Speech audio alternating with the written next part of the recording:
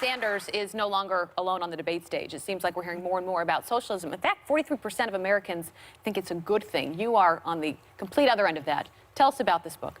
Well, one of the things we learned in writing the book is a lot of people say, well, we're not for Stalin, we're not for Hitler, we're for Scandinavia. So as we were researching the book, we actually found that Bernie Sanders' form of socialism actually is unpopular, and he would never get elected to anything in Denmark. In fact, the Prime Minister of Denmark, when he heard Bernie was going around saying they were socialists, says, no, we're not socialists. We have private property, a stock exchange, we have low corporate income taxes, we don't have a minimum wage.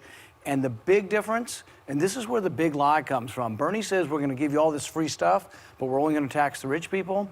In Scandinavia, they tax the working class, 25% sales tax, and an income tax starting at $60,000 is 60%. So really the difference between their country and our country is they do have more free stuff in Scandinavia, but they pay for it with massive taxes on the working class and the middle class. But we have massive taxes here, but we don't get any free stuff. We don't have free health care.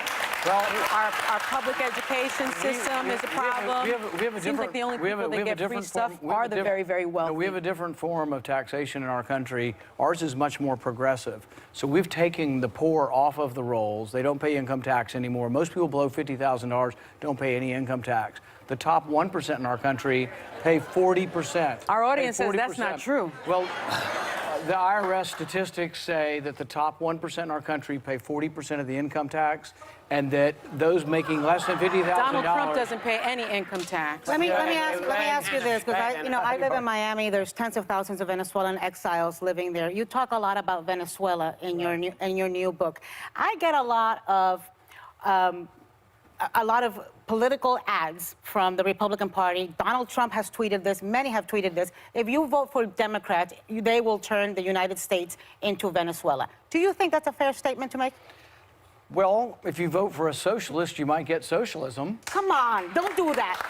Maduro is not a socialist. He's a corrupt, murderous thug who is starving his people. That's not true. That's not true?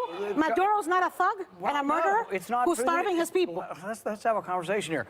Chavez was a socialist, and socialism was the economic system and of Venezuela.